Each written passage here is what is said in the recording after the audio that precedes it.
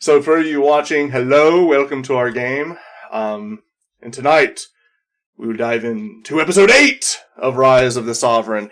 If you are just watching us and trying to catch up, we do have a podcast available that we are loading onto Spotify, Podbean, some other things like that. You can also catch up on our videos on YouTube as well. Generally, everything goes up the next day. So if we play Monday, it'll be up on Tuesday. Other things we need to know is if you are a Twitch person, be sure to follow Elbell, who's sitting above me. Her information is down in the description below, so be sure to follow her on Twitch. She's a variety streamer, lots of fun to watch. Other things to talk about. New things we're doing tonight. You can actually follow along with their character sheets. If you look in the description, I have put a link to their character sheets. It is a viewable, so you can't edit it or anything, because that would be hilarious. But you can go through and kind of see, what spells they have, what abilities they have, how much hit points they have, and you can kind of follow along to see how close to death they are. So that'd be a fun thing to do. You can also kind of see what their build is. So that will stay live. So as they level, you can actually kind of follow them leveling as well. And we will be doing YouTube videos on all of the different characters. We've already done Laz's character, the unstoppable Dwarven Genie Warlock, who's surprisingly to people tanky. Listening via podcast. People listening via podcast, I sound like this. Well, there you go. All right, so as we get ready for tonight, let's go ahead and do a quick intro for our characters, then we'll do a recap, and then dive into tonight's action. So first we have Ellie, the up top, our Canadian friend, who will be playing Anne Hathamore, the Arcane Trickster. Below me, we have Laz, who's playing Lorex, the Dwarven Genie Warlock.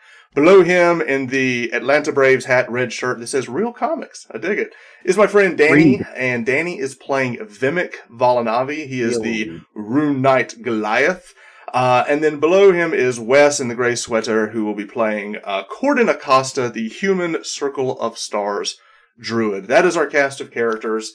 And as we kind of do a quick recap of what happened last week, they entered the Underdark because it was the most sane place to go, apparently, of all the many options. But they're actually hunting a beholder or a beholder kin to try to, apparently, their patron, who just happens to be a wonderful, nice gentleman named Miles Hathamore, who is a lich, but a well-mannered lich. Lich adjacent.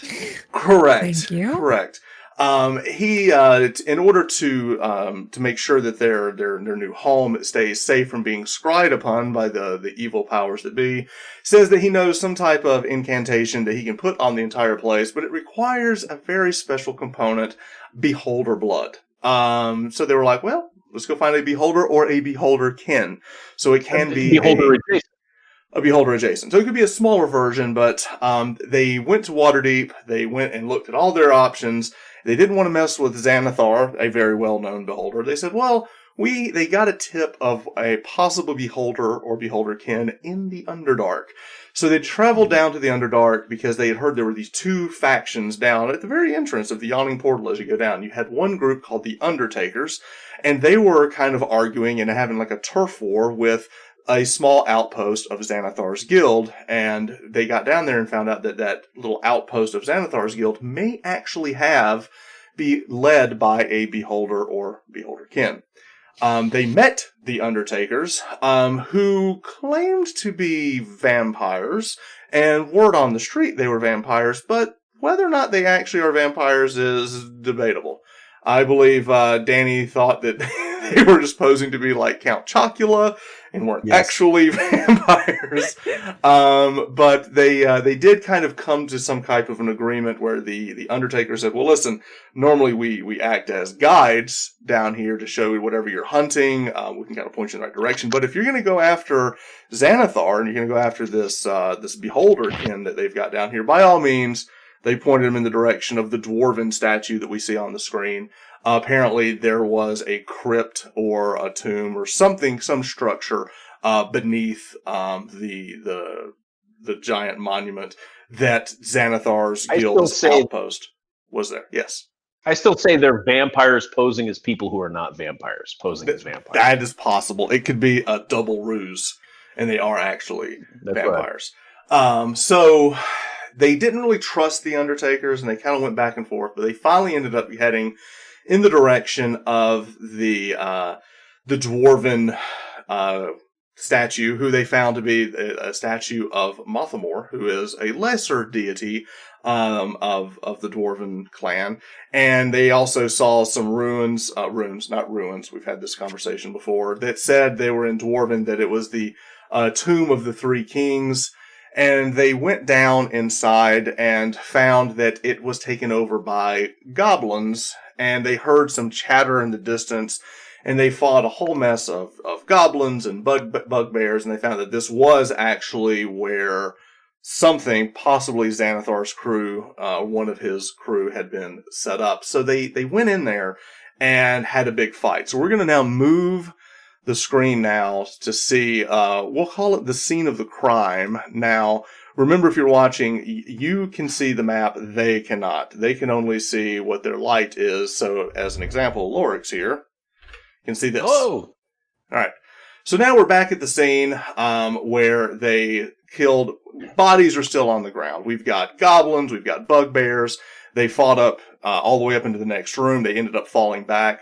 There was a well in the first room that these spiders started coming out of, that Vimak the Goliath fought off, and a giant Drider ended up coming out of the well, which they fought off. And much to Anne's happiness to see all these wonderful spiders and Drider and all these wonderful things, they ended up fighting them all off, but they knew that more was coming. They heard a voice in Undercommon saying, "Release the Legion." And as they were kind of, getting hit and getting beat up, and Lorex almost died, if it wasn't for the heroics of Anne bringing him a potion of superior healing, which we all learned heals much more than we thought. And he jumps back up to full health. And they decided to fall back into this main room, mainly because they needed to take care of this Drider. As they knew more was coming, more of this legion of goblins and bugbears, Vimak quickly started stacking up rocks and boulders and tables and basically creating a barricade so they could kind of have a defensible position. And that is where we're going to pick up tonight. So big recap, but that is what happened in episode 7, heading in tonight for episode 8 of Rise of the Sovereigns. So, diving in. So the scene is Vimak is putting all of the boulders. Part of the well had actually collapsed when you put I forgot who put the bead of force down there that kind of imploded it a little bit. Oh, that was Ellie. Good job. So Anne said, "Oh, there's spiders." Grenade. Okay, I see. Yes, I burned them all. exactly. Burned them all. I got you. All right. So with that, there's lots of debris and everything, and Vimak, using his massive strength, is basically building this barrier. As you can hear the shuffling and the banging of metal, think something is coming. They are coming as they are rolling down the hill or down the halls. Now, as that is happening, everyone on screen is where they are. So we have Vimak up front, we have Lorex kind of in the back closer to Anne, and then in the far back we have Cordan, who I believe you're still in star form, so you're kind of illuminating as you're the Circle of Stars Druid. You've got the constellation lights coming off of you and illuminating the area, which is good because a lot of the people here don't have dark vision, or they did thanks to a spell or things, but they don't naturally have a way to see in the dark. So I could see everybody before right now. No, I just see myself. No, I can't see anybody. Uh-oh. Let me fix your token. Did your token do the thing again? I'm alone. What happened to No, you?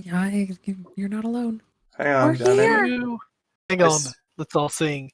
You are not alone. Actually, that might get you DM. Hang on. Let's fix what happened to our light? Yes, right. I can see. The MCA. Remember, the map is massive, he said, so you might have to scroll around to find it. No, like I I can could just see see my people in the room, token. and then I can't see anybody in the room. It's just dark. I can just see see the room. I can't see like the stuff that used to be on the floor, or like any of the X's or any of the other players. Hang on. What has happened? We have broken. What was weird is Sorry, while we'll you were just start talking, over. it- Like, Yeah, it was fine while you were talking. I will refresh, as that fixes I blame many chat. problems. Chat did ruined it. Chat Somebody did it. somebody went in there and messed with stuff. All right, let's see. Lorex looks like you're fixed. Vimak looks like he's fixed. I did a refresh, and it fixed. So it might be a roll 20 You problem. refresh my page. Yes, refresh your pages, because as I do it now, it looks mighty fixed. We will stall for one moment. As we are... Yep, that fixed it. It's amazing. Sometimes you just gotta unplug and plug restart. it back in. Yes. Are we all good? Yes. All right, so Vimak, you are putting up boulders. As he's doing that, we're going to go around the room real quick. All right, Anne, what are you doing? I'd just be keeping watch probably through. And you still have your bow. Yeah. Okay, all right, so you're keeping eyes. Lorex, what are you doing? I want to make sure the barricade is secure and make sure there aren't any like other ways into this room, so we're kind of safe for now. Okay. As you're doing that, Checking for secret doors, I guess. Okay. All right, so give me a quick perception check as you're doing that. Ooh, perception. One of my specialties. Let's see. That is going to be a... Oh, I have advanced... Does it rely on sight? It does. You are wearing your Oh. goggles. He has a magic I will item, use so advantage. we could use a 6, or we could go with the 3. So we're going to go with the 6. There's so much going on right now. It's -1. It's a 5. Oh, right. It's a 5. let's keep I don't it want to be honest. accused of cheating. You don't want to be accused of cheating at D&D. All right. That's correct. So, Lorex, you do a quick... You look around the room, but you're so busy being more attentive to the fact that there's something coming down the hall. It's more of just a casual... Is there any more spiders in the room is really what you're looking at. And Right, and it all looks fine. Everything It looks seems fine. Right. As Vimak, you pick up a giant boulder and you put it back. Cordan, you sit in the back, and Cordan is very observant. His passive perception, I believe, is like a 24 or 23. It's something ridiculous. It's ridiculous, right? So as you're kind of sitting back, just kind of looking at the entire situation, you see Vimak pick up a boulder, and one of the boulders he already set down, you see like some like gravel and dust like shake off the bottom of it, and you hear a very slight thud happen right next to him, but you don't see anything, but you definitely heard like something scuttle through and land next to Vimak. I heard something land next to It him. sounded like something landed, like you heard a thud. I'm going to reach down and grab a handful of debris on the ground and throw it over his direction. Give me a ranged attack.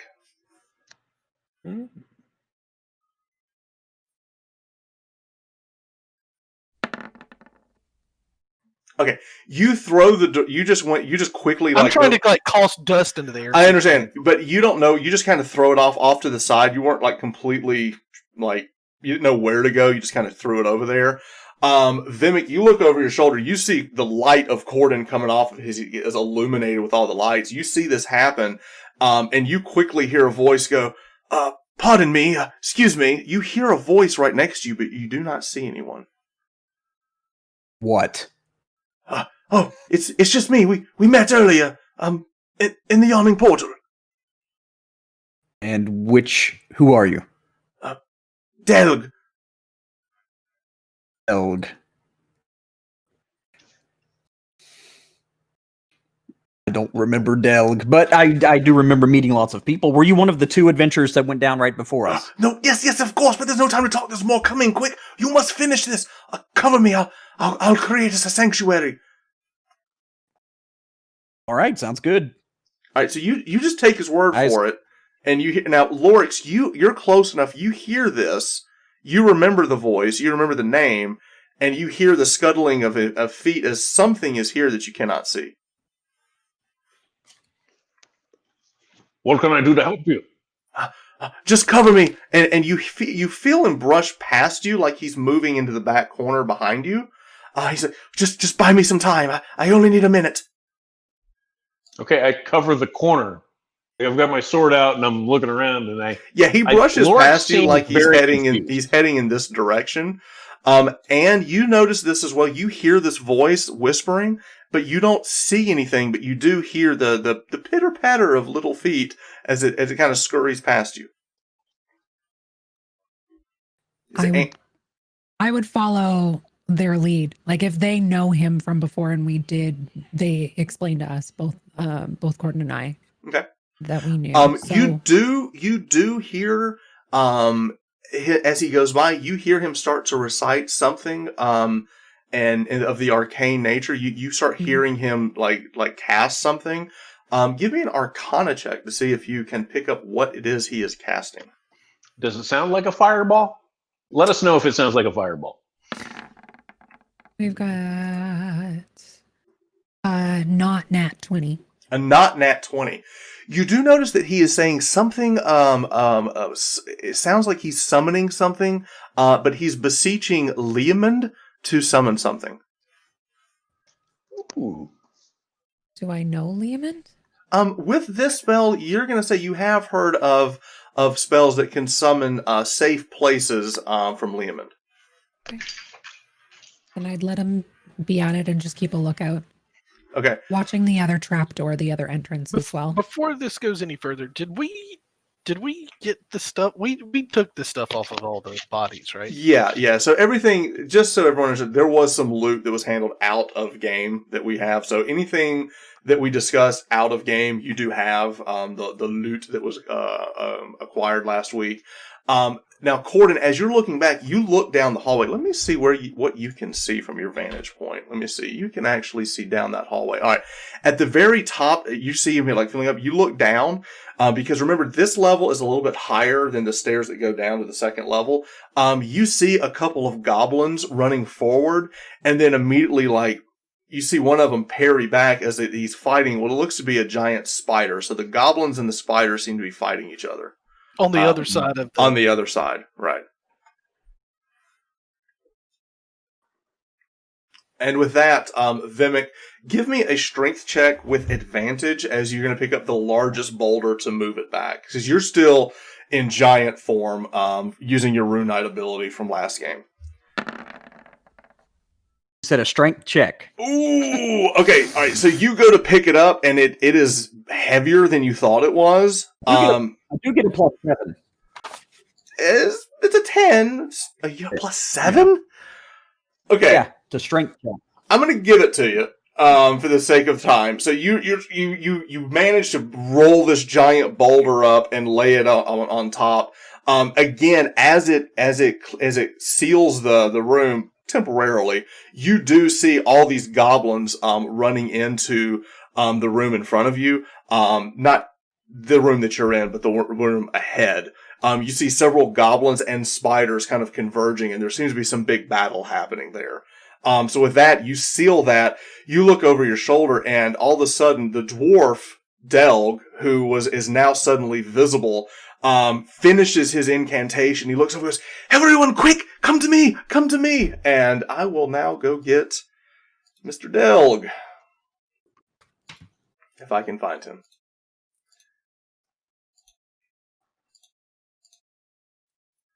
Delg. All right, so there's Delg. Let's go get his token. Can I just pull him over here? Let's see. No, try it again. All right, so there's Delg. Where is my token for Delg?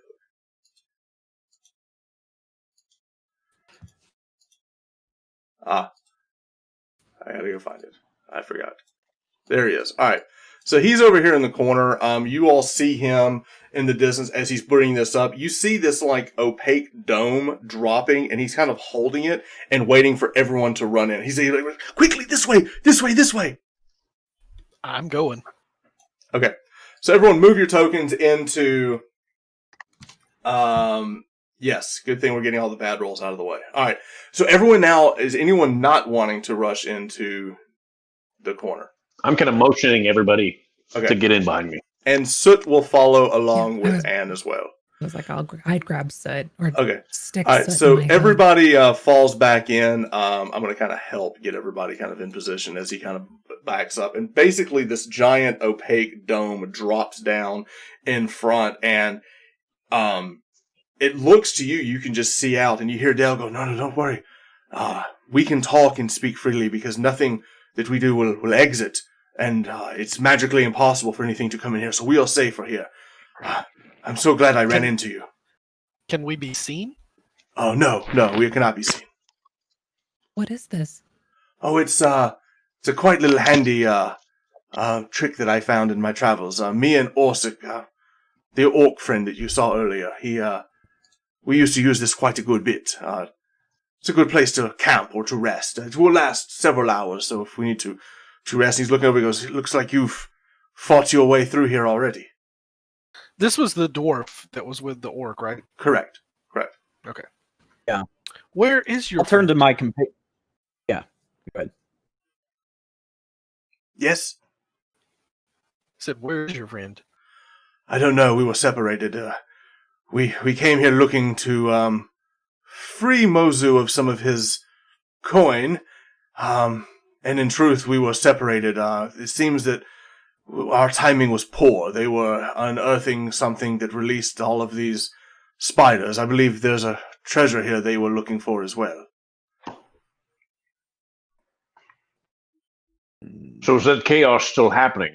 Is there a lot of confusion among the goblin horde, or Yes, is the it just, goblins were fighting off the spiders or something, and I used the confusion to make a run for it. Me and Orsic were separated. He went down the wrong hallway. is Orsic perhaps still further down into this, whatever this is? Probably, but he's on his own. I'm not going back out. Can I do an insight check? Yes, you may.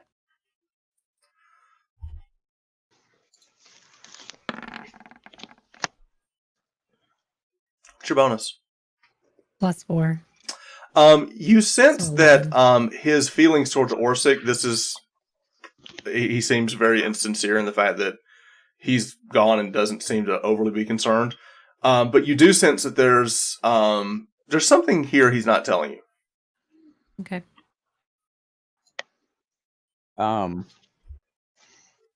We have we actually leveled up yet? No, you need to rest. Okay.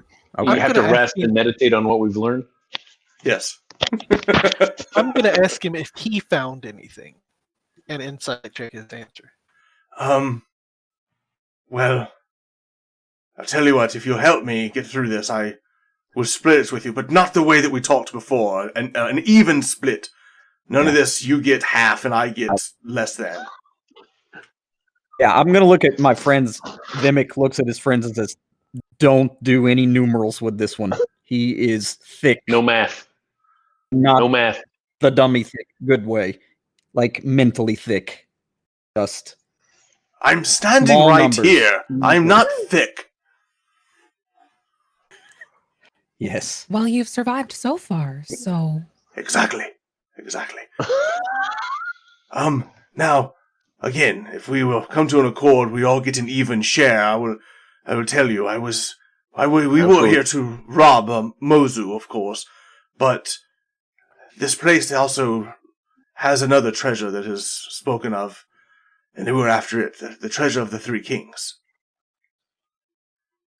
Gold, frankincense, One and that's myrrh. apparently No, the Three Dwarven Kings. Oh, sorry. and what's that treasure? I'm unfamiliar. Oh, well, there were three kings who were each known for each thing, but the largest thing that was a cache of mithril. Ingots or bars, supposedly, were buried with the kings somewhere in here. This was an outpost, but before it was what it is, there's rumor that it was a tomb. Okay. So you know of something, you haven't found anything yet. I believe the problem is the people that have been looking here for are not dwarven. They don't have a nose for the stone. Do I have a nose for the stone that's around here? Do I sense anything in particular? Or is he just bluster? It's possible. Now, what is you have Devil Sight on? What is your vision with Devil Sight? Interesting thing about that is, actually, let me look if I took it off or not. I didn't take it off. I meant to take it off. I should no longer have Devil's Sight. Oh, but we haven't leveled yet. We haven't leveled yet. You're right. I do have Devil's Sight. Right. It's quite good for 120 feet. 120 feet. All right. So he says that. You start scanning about, and there is the stonework in this room is very symmetrical. Every stone matches the stone before it's placed, but all the stones are cut, with the exception of one alcove over to the distance over here. That stone is not symmetrical. Now, you can't get to it at this point because you're in. You could, but if you left, you couldn't come back in. Right. Well, I don't want to leave this tiny hut-like structure, but there's something in that alcove over there on the other side of the room that we need to investigate once we're... After a rest? How long do we stay in this thing? Rest. Oh, Yes, it can last hours. You can get a full night's sleep in it. It's quite marvelous. Yeah, I'm already shifted out of. I'm back in human form, and I'm already curled up. I'm like, good night. Okay. All right. So Cordan's crawled up into a corner. Vimak, what are you doing? One of us. Yeah, I'll be like, all right, if we're gonna sit and take a rest, let's take a rest that might be a longer one than normal, perhaps. Okay. All right. So everyone's taking a rest. Are we going to have any watches or anything set up? Yeah, we can't. You're all just going to sit here and nap. I'll do first watch. Not that I can see much. Lorex is like incensed that people want to sleep at all, so he'll stay up for a while, I guess. Okay. Well, then I'll sleep. All right. So Lorex and Lorex and Anne will take first watch, and then we'll have Vimak and Cordan take the second watch. Okay. So, and then Delg he looks at you and he kind of curls up into the corner and he kind of takes some of his gear and puts it around him to kind of create a barrier because he doesn't really trust you, obviously. So he's kind of in the corner, kind of creating a barrier between his backpack and him and trying to sleeping with one eye open in the corner. So Gripping his pillow tight. Right. All right. So, is there anything that the two of you want to do on first watch? Maybe just talk to Lorex for a bit. Probably just. What would you like to talk about? Silence. Lorex needs to be calmed down a little bit because he's a little wary about taking a nap in what appears to be a dungeon. Well, it is a dungeon. So, Anne's going to have to calm him down a little bit, at the very least. How you doing, Lorex? I'm not doing good at all. Everyone's just curling up to sleep. Well, don't you feel you need a rest? You were unconscious how many times? I'm tired. A couple of times. There's all the more reason not to be unconscious again. But don't he you did already take 2 dirt naps. Are you not sleepy at all? I'm extremely sleepy. It's not a matter of that. It's just I feel unsafe down here. Why are you so calm? I don't think anything could unsettle me more than finding out my uncle's a lich. So at this point, it doesn't feel like this is something to scare us. I don't know why you had to remind me of that. Lorex, why don't you try relaxing? Lorex, why don't you calm down and... Fine, I'll sit here in the corner and I'll wait. Are you going to continue to keep watch, or do we need to wake absolutely. up Vimak? Or... I'll take watch. Lorex, go to sleep. All right, I'll try to... Fine. Okay. And with that, we'll move. That was beautiful. We'll move to second watch. So Vimak and Cordan, you're up as the other two doze off for the rest. Is there anything the two of you down towards the bottom want to do for your second watch? I'm going to just... Go ahead. I do want to talk to Vimak a little bit about how he feels about his feelings change now, knowing what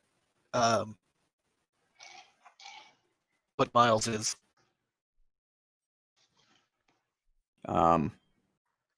Definitely not a fan of the deception, but I do see that to fight evil, sometimes you must dip into it yourself. And if his aims are true, then I am okay with that. If in the end it brings order or more positive changes, I will make pact with you I can right see now. my his friend. tactic is sound. I'm going to make a pact with you. I will not deceive you. You have my word. Oh, thank you. You are a very trustworthy ally. I like you, and I don't like many people. Oh, well, thank you. That's very nice of you. What about you? How do you feel about it? I've always thought it was odd. And I'm odd, so that's saying a lot. So, this explains some things. Like, the things that didn't make sense to me before now make sense, which is good. But at the same time, he's dead, so that's not good. Right. But they're both dead, so they're dead together. So that's good. Right. But you'd think they would have figured more out by now. They've had how many years? I'm don't 30. know. I figured out more than they have, it seems. This is ridiculous. It's very odd, but if I think if he's trying to combat mind flayers and such, it can't be much worse. True, Can't be but much worse. he's a terrible waste of time. Terrible. And with that, we're going to end the long rest. All right. So at this point, everyone has awoken. They have learned so much from their battles that they have now reached the 5th level of their character sheets are now updated, which if you're watching, we do have a description down below. You can actually click on the links of their character sheets and see what they look like at level 5. It's a good fun way to follow along as we now will continue into this little delve that they found. So at this Also, my point, favorite amendment. I don't even know which one that is, but we'll. Never mind, then. Never mind. All right. So with that, the opaque barrier lifts. Delg is strapping his gear together, and he's looking about. Now, at this point, when he first wakes up, you look over to him, and he does look a little different than you saw before. His skin is grayer than it was. It was more tan when you saw him before. And Ellie, you realize you've looked around and you realize that he's not the hill dwarf that you thought he is. He's actually a Duergar, who is a type of dwarf that actually lives and is from the Underdark.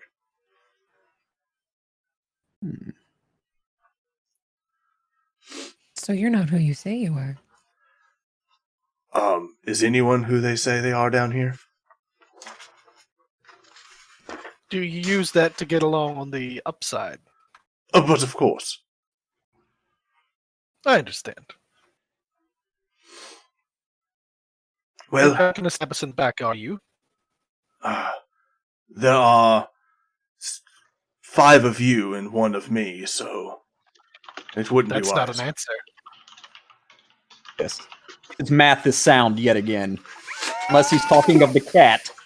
There's 4 of us. Even then, he's not right. I'm gonna take out my maul as they're talking and just start speaking weird language and putting my hand over the rune. So you're updating the rune. Yeah, so mechanically you're updating the rune on your maul from the fire rune to the stone rune. Okay. Yes. Okay. Vimak, what languages do you speak again? Giant, Dwarven, and Common. You do speak Dwarven. Very good. This could be interesting. All right. So with that, what is it that you want to do? Lorex, you're on point.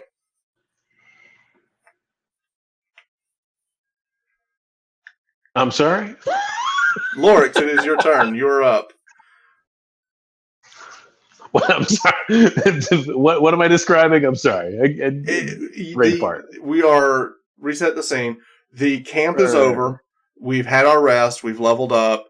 And we just found out that Delg is a Duergar, not the hill dwarf that we thought he was. And at this point, we're moving forward. So the barrier is still up. Oh, the barrier's still up? If we're all rested and ready to go, I'm going to go to the front of the barrier, get ready to exit. And I'm kind of waiting, kind of bouncing from foot to foot, waiting for them to all be ready, because I'm going to head over to that alcove. Okay. As soon as that barrier drops. No, okay, so as soon as the barrier drops, sorry, so I'm going to move you. So you're going to go over to the alcove. Okay. Yeah. All right. So you move over to the alcove, and whoops.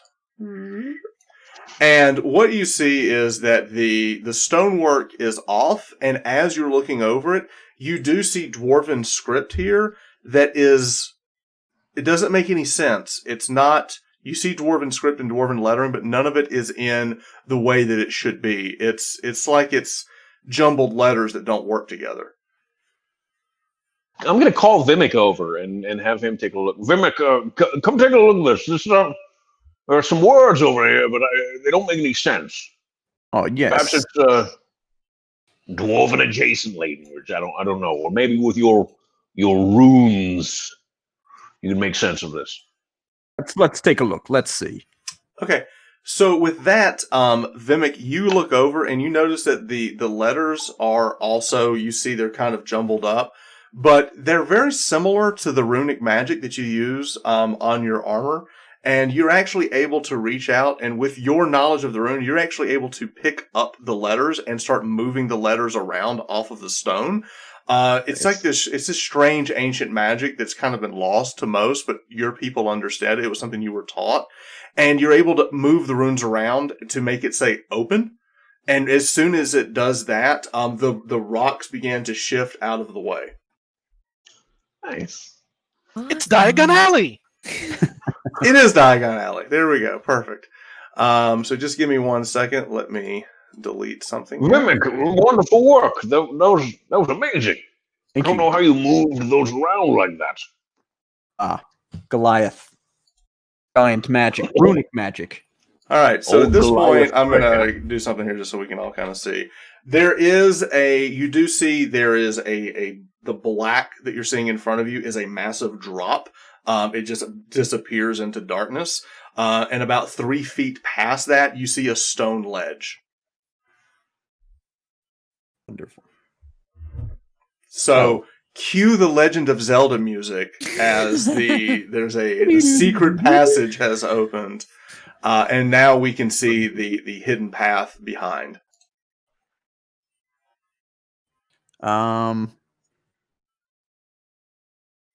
I'll just call back to them. Vimak calls back. At this point, Everyone, I need everyone we found to pick up your token and start moving them. As we are moving to the delve, I'm watching because it matters where you step, which direction you go, and all that kind of fun stuff. So I see Vimak and Lorex are over here. Is there anyone else or y'all just all hang back? Okay, I see Cordan's moved up.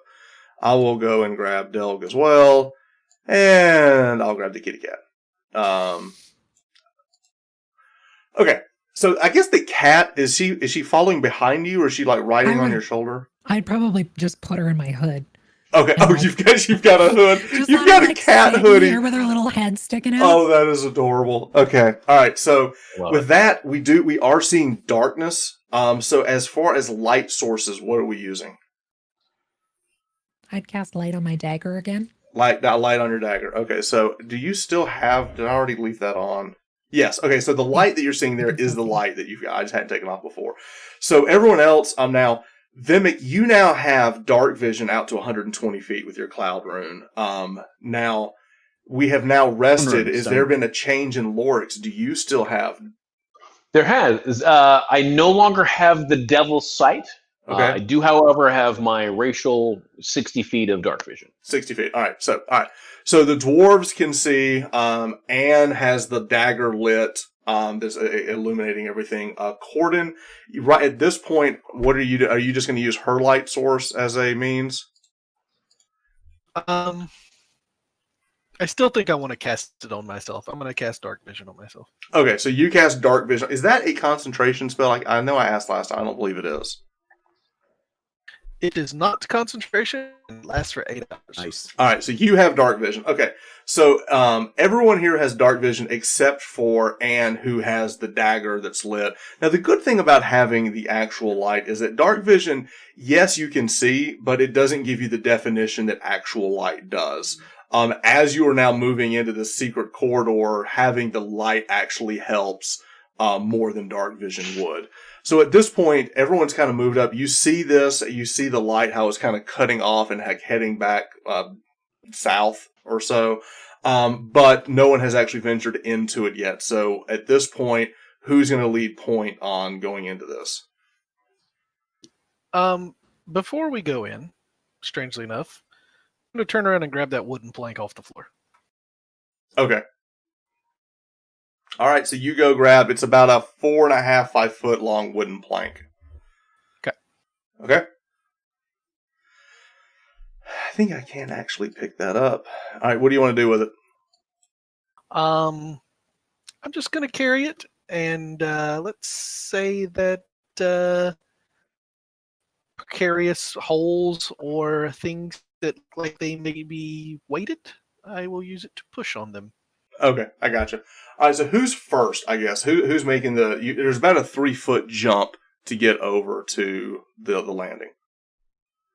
Cordan has something to say.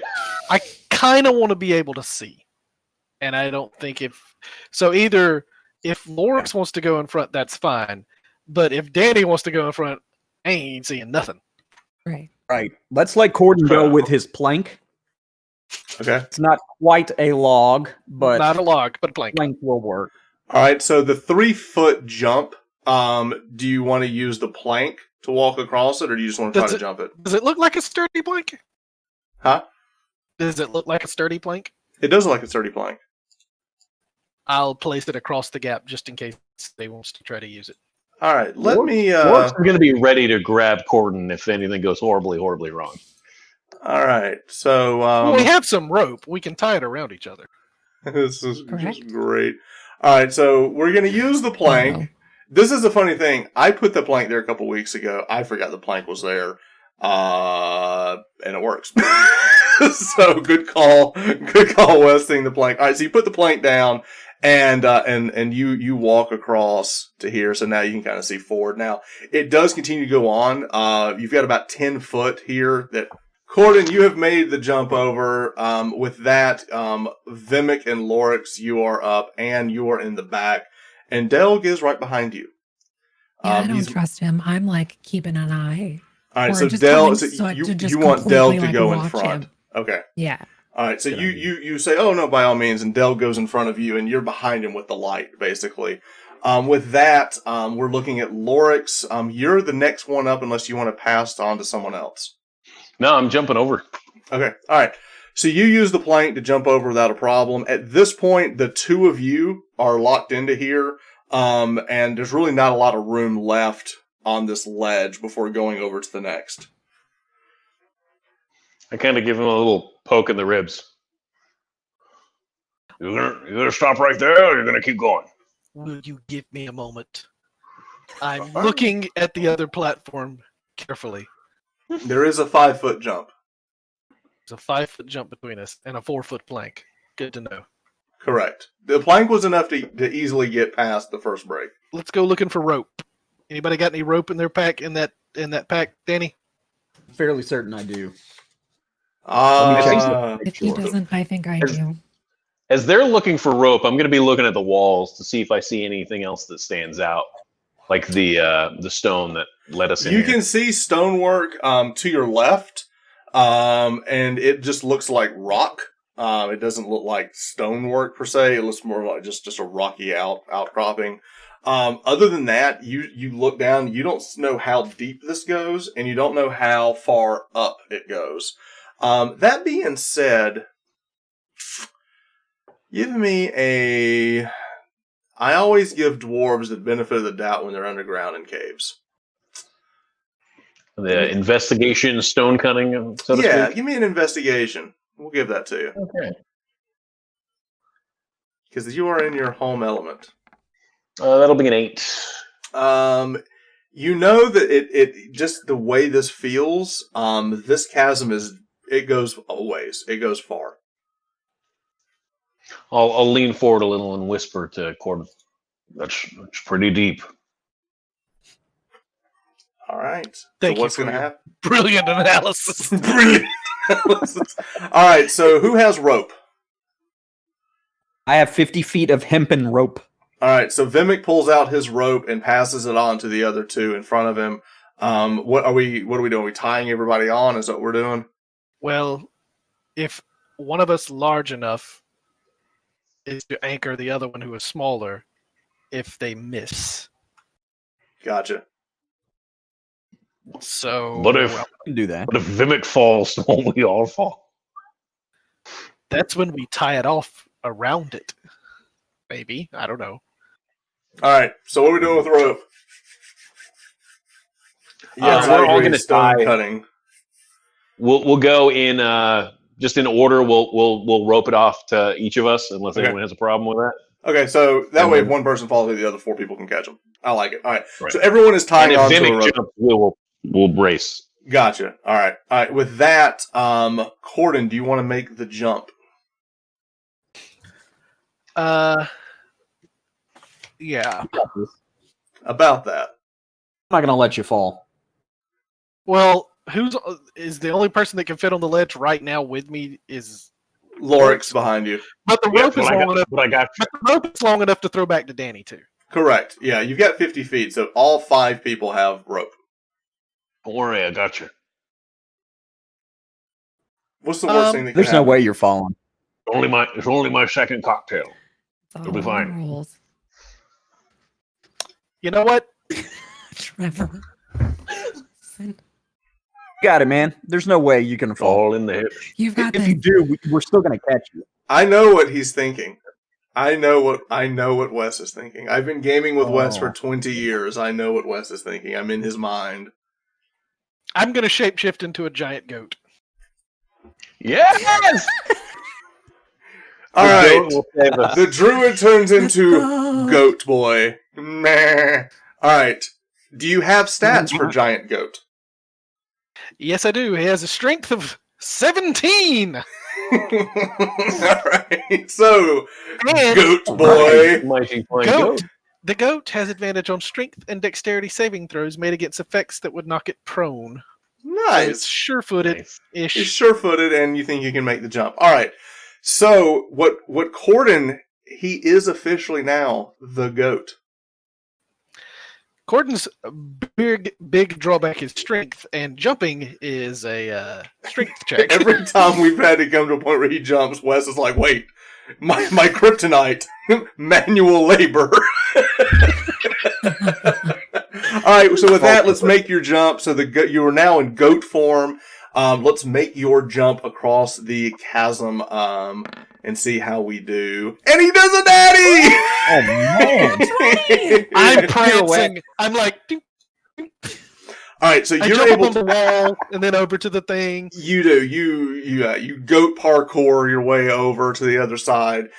You actually able to kind of jump and kind of skip over the side. So now you can see more. So just so we can kind of see, so people can follow along. This is now what Cordan can see. The goat can see. That this kind of continues to kind of like a twist around. So you have basically opened up the map a little bit with your move. So you are now a goat for what, 2 hours, something like that, or an hour? Yeah, until I shift back. Okay, so you are now a goat. You've got the rope tied around as a goat, and you move forward. All right, so pause there. So now you're turning the corner. You are seeing that the path continues. It does break, and there's like a little connector piece where it looks like part of it fell through. But you do see a path that you can go. No, you're fine. I saw your move. You're good. You're good there. All right, so with that, Lorex, what do you want to do? I'm not going to be outdone by no goat. I'm jumping over. All right, make an athletics check. Come down with him. Guess I'm next. He makes it without a problem. All right, so Lorex, you run and jump. Nobody needs to toss this dwarf. He's running over, and he's Don't making talk the to jump. All right, Vimak, you are up. So Lorex, you can go ahead and move you down next to Cordan. And now Is this Vimak, athletics? yes, it is athletics. I got you, Lorex.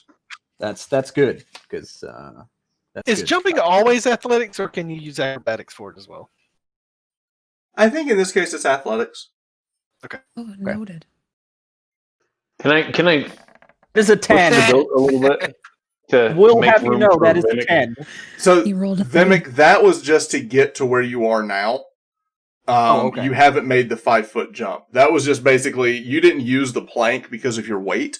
You just basically did a little and you're so tall, 3 feet to you is just it's fine. So you're able to jump over without using the plank and get to where you are. At this point, Delg is moving up. Delg, you hear him begin to cast something on himself as well. Now, Anne, you're right there. Do you want to do an Arcana check to see what he's doing? Oh, I'm like watching him fully. All I right, so don't give me an trust him. Arcana check.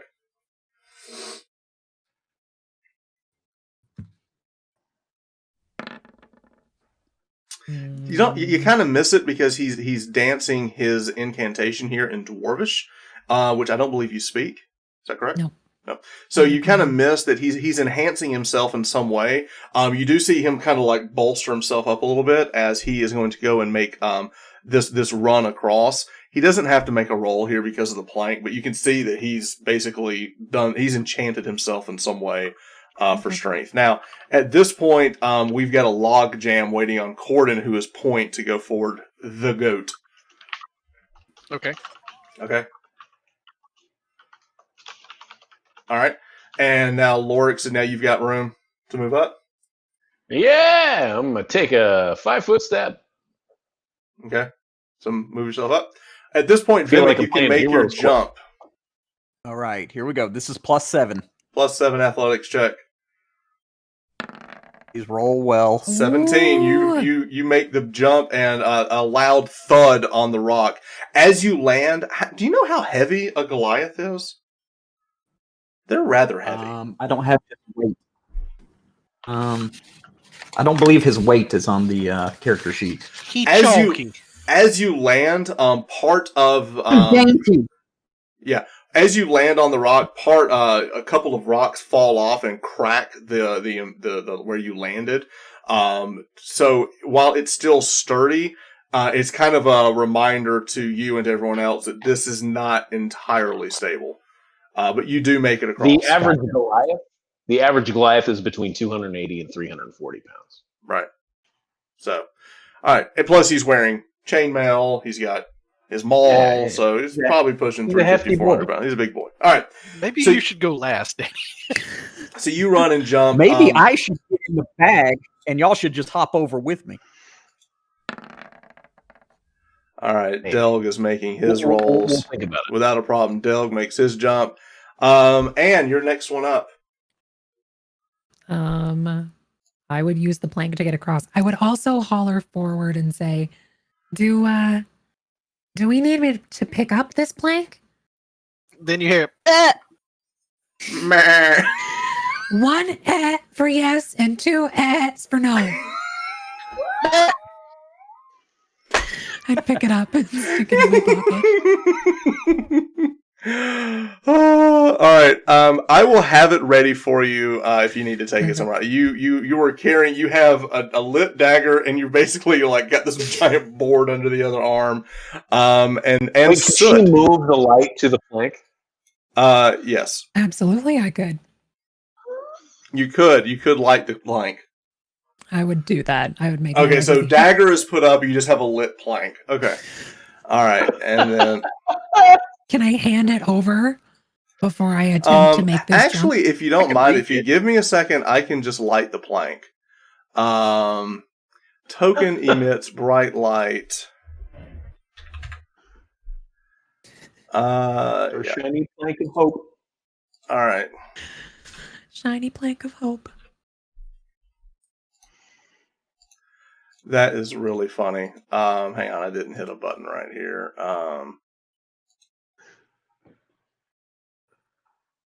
she should be able to hand it across, though. I mean, it's Yeah. with Okay. arms and. That is really funny. Okay, all right. So the giant plank has light. Everyone can see just fine. All right. So at this point, we're going to go back to the goat. Now, this is where you've kind of got like a tricky maneuver here. But being that you're a goat, I'm going to give it to you as a gimme, because basically it's just like a little hop step that you've got to get over to the other ledge.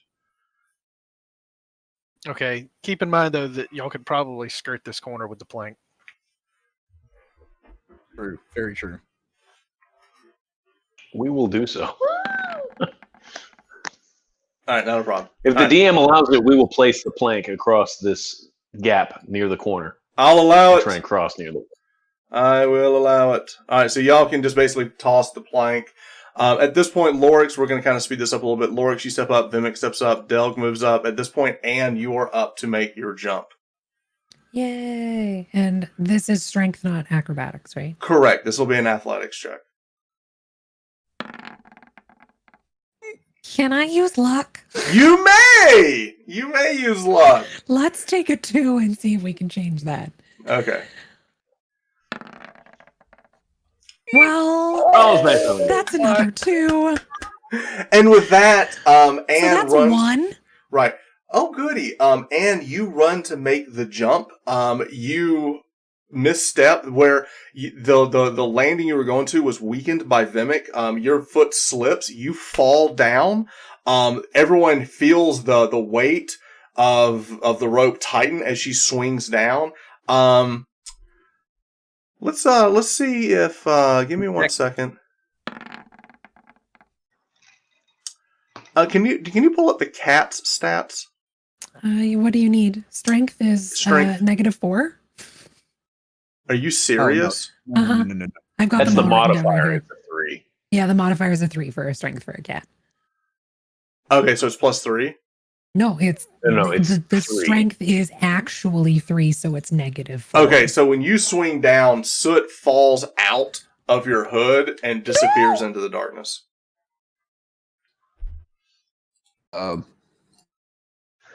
You're a mean man. I have any spells they can fire off real quick? No, I can bring him back, but There's a Wile E. Coyote scene as the the cat I'm just disappears gonna cry. into oblivion. So I'm It'll sorry. land on its feet. It will land on its feet eventually. you're all awful.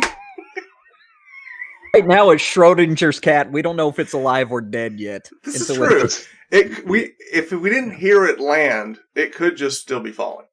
But All at right. 100 It's feet hiding away from Moria me. all over again. All right. Yes. So soot is no more. As you are swinging down, tears fall out of your eyes as you see your, Oh, your yes. familiar cat disappear into the darkness. So you're swinging back and forth. Let me see. And I'll pull her up. Yeah. Hang on. Poor Sid didn't even get a roll. Oh no, he rolled for Soot. He did. All right. Oh, he rolled it. Delg boy. actually grabs the rope and begins to pull you back up. Delg does. Using his enhanced strength, he's able to pull you back up to the ledge. Great.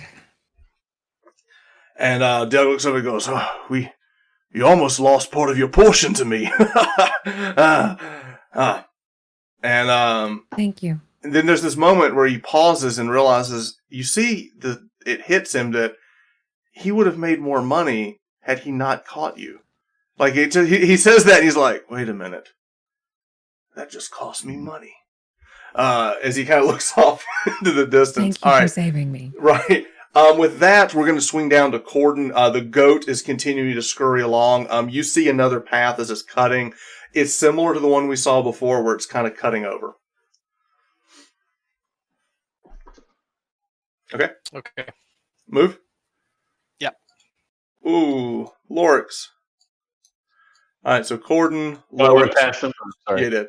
We're for the Trying to sake of, we're going to move everybody up here as you all are continuing on. Okay. All right. So at this point, you see, again, I'm not the goat. I'm not going to make any rolls as you're going over these diagonals, basically. I'm just going to give it to you because you're a goat. So you're able to kind of do these little goat jumps from ledge to ledge. You see the next ledge coming up. What does this roll for? Oh, I thought I was rolling for goat jumping. You don't need to. I'm giving it to you. Okay. All right, so you get to this point and you stop, and what is your... Okay, so let me get this straight. So you're in goat form, but you still keep the bottom stats of your character. Yeah, you keep int, whiz, and charisma. So you're still a very observant goat. You The jump... most observant goat you've ever seen. The most observant goat. You jump, as soon as your hooven feet land, it sticks to the rock, and you pull a foot up, and you see that you landed in like this like torn up webbing.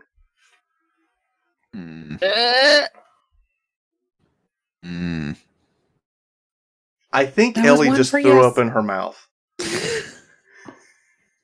Didn't like that. Oh man. I'm What you say, boy? gonna start looking around and see if I'm gonna peer over the edge and see if the webbing is underneath this platform. It is. And you see with your dark vision that you've enchanted yourself with dark vision, you look over. The goat has dark vision because he's still enchanted. You look over and you see that this entire chasm, you see like just disappearing in the distance. You see different sizes of webbing from small to pretty thick. Do I notice any change in the goat? Do I notice that he's like pausing at all? I don't know. Give me a perception check. Based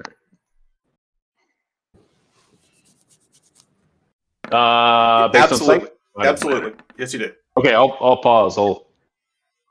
Something's wrong with the goat. You see him actually pick up his hoof and start looking around. And I'll look down too at the webbing and You do. You see it from there. It's actually, as you look, it's where you are as well. You just couldn't see it in the darkness. It wasn't as obvious until you started looking for it. But it's all around under you.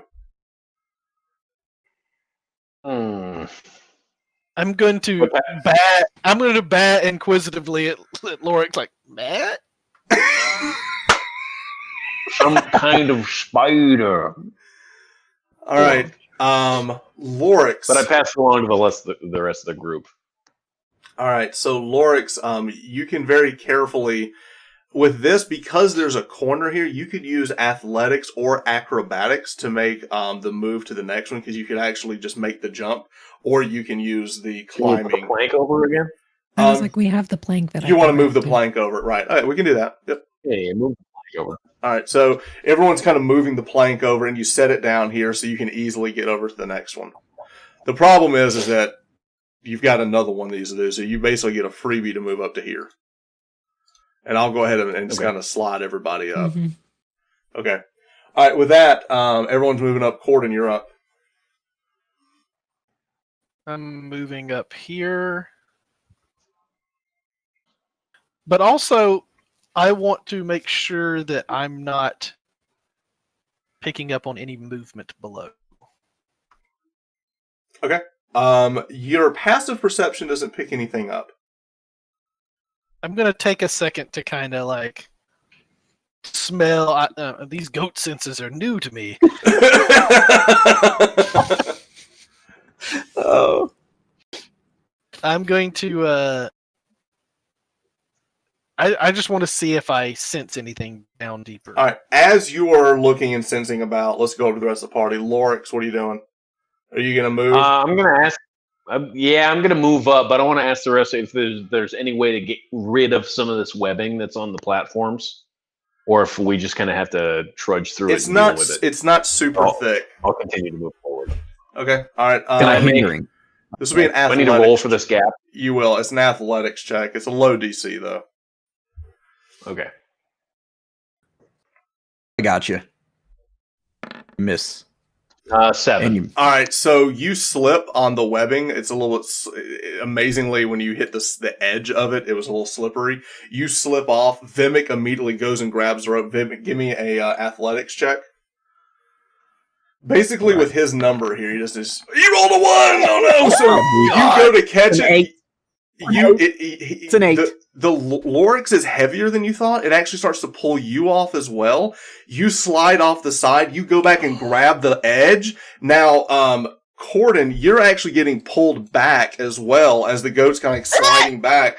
Lorex, you're off to the side. Vimik's hanging onto the side. Delg moves up. When he does that, it pulls, and so everyone's pulling forward as Vimik is basically grabbing and hanging onto the side and looking down, and Lorex is dangling even further. From this vantage point, Lorex has something to say. At this vantage point, you're swinging about, and you look down, and you see a number of spiders crawling under the everything that you were on. You couldn't see them before from your vantage point because they're actually climbing up the rocks under the platform very close to you. Is there anything that you would like to do? There was until I thought about it. And so... and then decided it was a horrible idea. It was, in fact, a horrible idea. I guess I'm going to try... I'll pass that along. There's spiders down here. Is I'll try and an action or a bonus action? All right, so as soon as you say there are spiders around here, I need everyone to roll initiative. So we're going to go up. Let me get the initiative tracker before we do that. And I've got everybody up here, and this here is going to get trashed. And we're going to go grab the spider.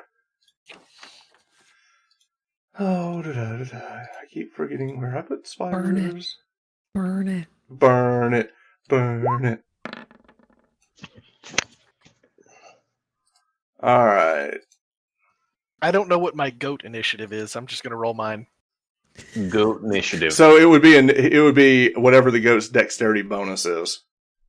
I don't know if this matters, but I do have powerful build. Count as one size larger when determining your carrying capacity, the weight you can push, drag, or lift. I don't know if that has anything to do anything, does it? It's why you're able to hang on to the side of the mountain. Gotcha. I'm giving you like the benefit of the doubt here, but you rolled a 1 on that, so. All right, spiders are going on a 5. Are all these initiative orders correct? Ellie, what are you at? I have 18. 18. Lorex, what are you at? I am at a 7? Oh, good. 7. And Cordan, what are you at? 5.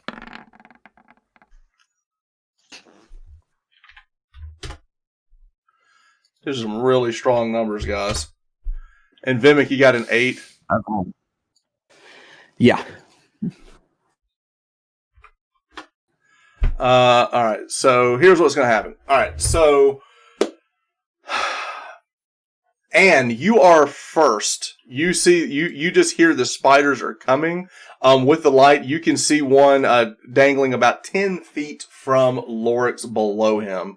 The spider is there. I don't know if you can see it on the map, but it's there. No, I can't see it on the map. Okay. Your character can see it. It's right there. Okay. Maybe this is the better way. You can't see it, but your character can. So Right. It doesn't be as bad. It's a win. This is a win.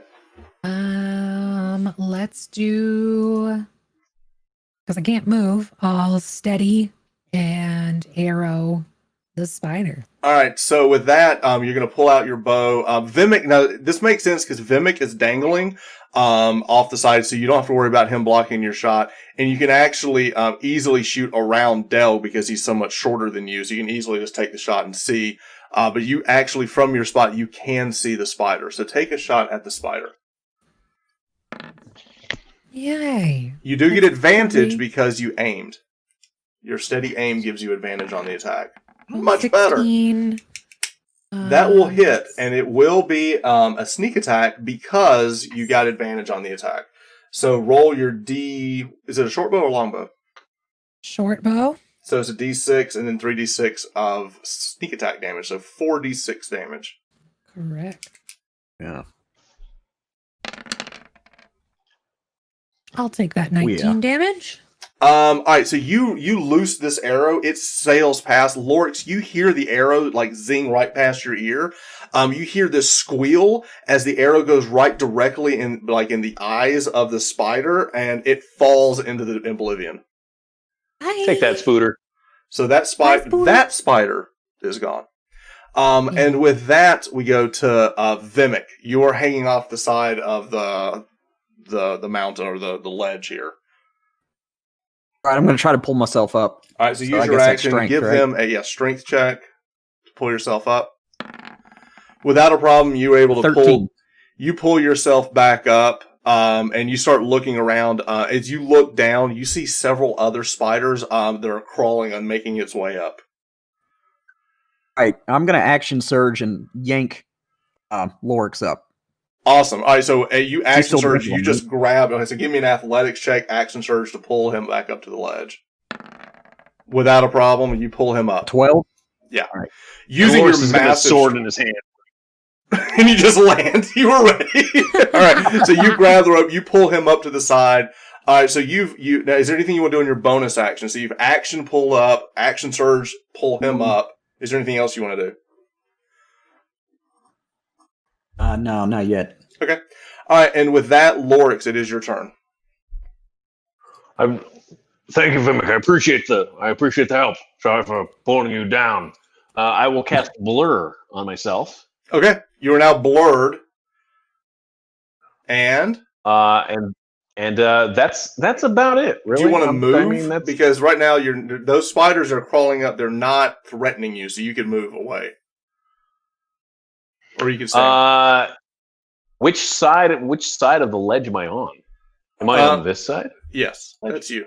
And you've got 3 spiders Yeah. that you can see coming up here. Yeah, I'll definitely move back to the corner. Make Okay. room for everybody. You want to move further over? Yeah. Okay. All right. With that, it's the spider's turn. All right. So this spider is going to come up top. This spider is going to come up top. And as this spider comes up top, you hear something in the darkness, some screeching sound coming from above you. And with that, this magical darkness blankets everything. And now, as the spiders move up, nobody can see. With that, the spiders will attack Vimak with advantage. Fantastic. I regret losing Devil's Sight now. Right. I regret my decision immediately. All right. The first spider will go to bite you. You can feel this giant pincers grab into your chainmail, but the chainmail does not break at the attack. Another spider goes to attack you as well with advantage. 16 to hit you? Yeah. Does the 16 hit you? It does? Okay. All right, would that make a Constitution saving throw? Con. Ooh, all right. Can do that. +6. Okay. 10. Okay. All right, so you're going to take 6 points of piercing damage. The poison, you're going to take half of this because you made your save. So take 4 points of poison damage. 10. Okay, so 10 total damage. Is there anything you want to do as a reaction? Or do you want to save it? Yeah, I'll have that damage take his friend right behind him. Okay. All right, so the one that bit on you, you invoke your Cloud Rune, and that 10 damage, instead of hitting you, actually goes over to the spider, and the spider dies. Nice. Yes. Well done. Yeah, give me this guy. All right. All right. And with that, you're still in darkness. Something drops behind you, Anne, in the darkness. Ooh. Something drops behind me? You hear it land behind you. Great. This ain't good.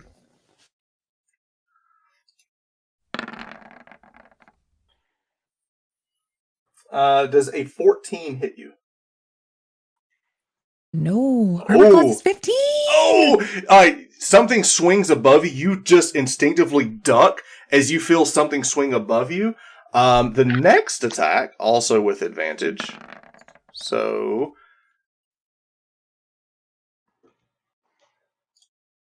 I think the second one rolled. It just didn't roll. Because I see it in chat. The 17 is going to hit you. Alright, so 2d4 plus 2. Something claws at your leg.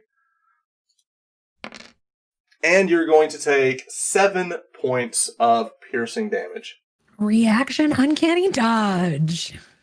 Ooh, what does this do? Take half? I take half damage. Alright, so instead of 7, you take 3.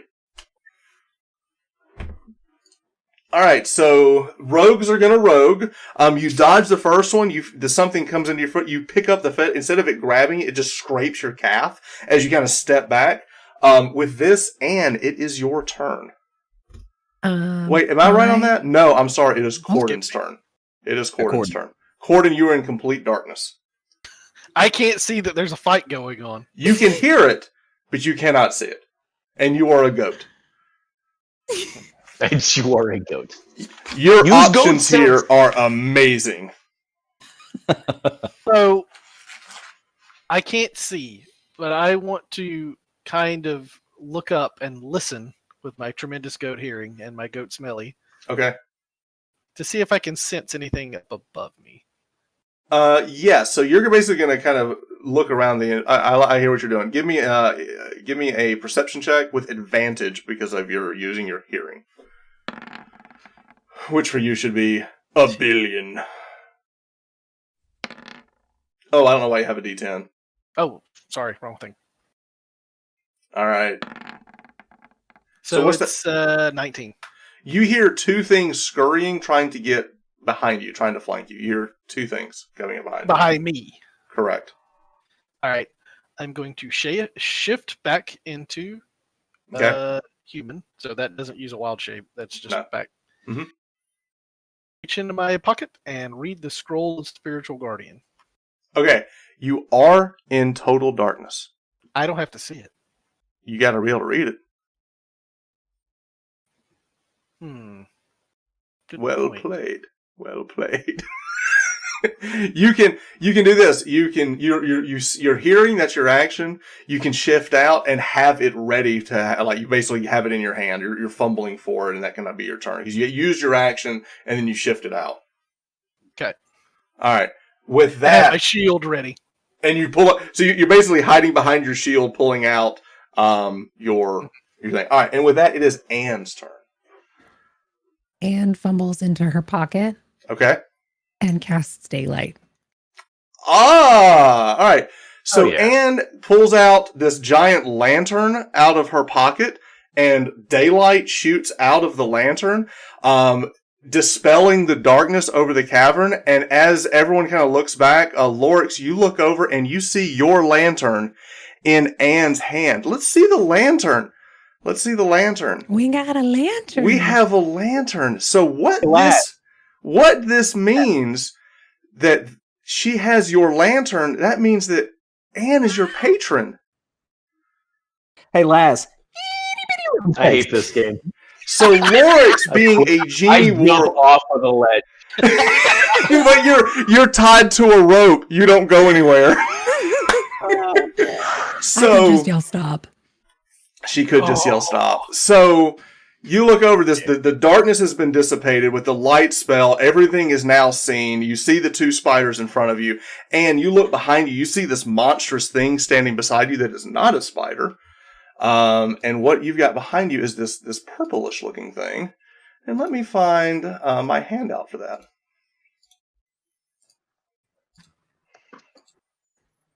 Ugh. Handsome fella. A handsome fella. Look at his eyes. It's like the eyes of a spider almost.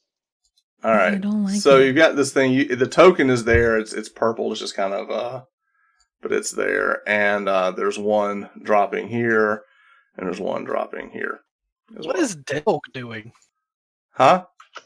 The better question is not what is he doing? It's where is Delk? Has he disappeared? You don't see Delk. You see the rope where he would be, and it basically goes to him. There's a blank space, and the rope coming out the other side of him. Seems to be Classic. his go-to. Classic Delk. Did you say his goat? All right. So we have these monstrous looking things. And now we have the big reveal that Anne has the Merid lantern. She's holding it out over, dissipating the darkness. Lorex has this moment as she looks over and sees his new master holding the lantern. And now that it is Vimik's turn. Where did you get a lantern? We've been working on this for a few weeks. Secrets. Oh, it's so cool that me in Georgia can contact someone in Canada and say, hey, we need to make this happen, and she goes and finds herself a lantern. To troll Laszlo. Just to troll Laszlo. Not to troll Laszlo. See how it is. We are building a beautiful story. It is a beautiful story. You were building a story. And that's yes, ma'am, to you, Laszlo. It makes sense. Yes, ma'am, Trevor. All right. And with that, it is Vimik's turn. So, Vimik, there are two spiders. Go ahead. Oh, go ahead. You've got a spider in front of you, and then there's a spider in front of Lorex within a few feet. And then you're just basically you're looking around the situation here. So, with that, what does Vimik want to do? Because Delg is right behind me, I couldn't hop over there, could I? There's not enough room. Maybe you could. You don't know. Where is Delg? I don't want to crush that guy. All right, go here, and swing at the one in front of me. And so I'm going to do us a favor here. We're just going to ace this thing. All right. So you make this little step with your maul. Now you do need to make an athletics check to make sure you can make this little jump. Yeah. Not a problem. 17. Right. So you make this step. You now have a spider below you here, and you have the spider here. You don't provoke an attack of opportunity because you never left its threatened space. You just basically shifted over to the side. So now what do you want to do? I'm going to swing at the one in between me and... All right, you will get advantage on this attack because you are flanking it. So roll 2 20s. That is a natty. We have a natty 20. So roll 4d6 plus 3. I have been playing online now with Danny for a while, and when it comes to melee characters, he can roll the crits. All right, so you smash that. You just basically bring your maul down and squish. As soon as the maul hits it, it explodes, and this green gunk goes everywhere, even onto poor Lorex, who's still looking in shock at who is now carrying the lantern and is now covered in this green goo of the spider that you just smashed. You still have an extra attack because you are now a 5th level Rune Knight, so you can spin and attack the other one as well. I do that? I didn't know if I could do that. Absolutely. It's part of the attack. Okay. Yep. Donkey Kong hammer that thing. Swing at him. Another crit! So roll another 4d6. Vimik Volanavi, the Slayer of Spiders. All right, so Let me re-roll that one. There we go. Isn't that a video game, Slay the Spider? All right, so Vimik jumps over, gets double crit to annihilate the spiders, much to Anne's happiness to see the spiders disappear off the map.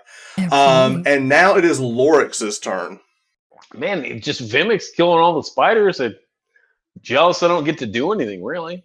Well, you've got these other things. Wait, is this goo or are these spiders as well? You're just basically stepping over goo. Oh no, those are the monstrous things. The handout that I've given you. There are 2 of those coming in. I'm gonna take a shot at one of those guys. I'm gonna take a shot at one of those guys. All right, so lifting up the sword. All right, so what are you doing exactly? Yeah, I'm full health. I'm shooting sword beams. If you're full health, you can Legend of Zelda Sword Beam with Eldritch Blast. Yes, you did Gallagher. Your chat says you Gallaghered the spiders, which is absolutely true. Well played. Like an 11. That's 12, actually. That is a miss. But you're level 5. Don't you get 2 beams now? You're right, actually. Thank you, Mr. DM. Yep. So the first one missed. But that second one rang true. Take it away. Just how to get used to it. It's nice to have a second sword beam. and to deal a lot of damage with it. I'll add the 2 cold damage for Genie, so 11. Okay. All right, so you miss with the first one, you rear back, you sling it again. The second beam rings true. It lights up this purplish monster, this carapace of the monster, as this black gunk kind of comes out the side of its shoulder, as it's kind of like looking, his eyes are kind of like moving onto you. And with that, is there anything you want to do on your bonus action, or is that it? There is not. All right, I'm cool to chill. All right, and with that, we go to Cordan. So, I only see those 2. Yes, you see the 2 in front of you. Okay. One of them just got lit up. You damn right he did. What are we going to do, Cordan? Those are like 5-foot squares that they're on, right? Correct. Oh, he's digging deep. Yeah, I'm gonna cast Bonfire into the one that's closest to me. All right, so let's go get you a bonfire. All right.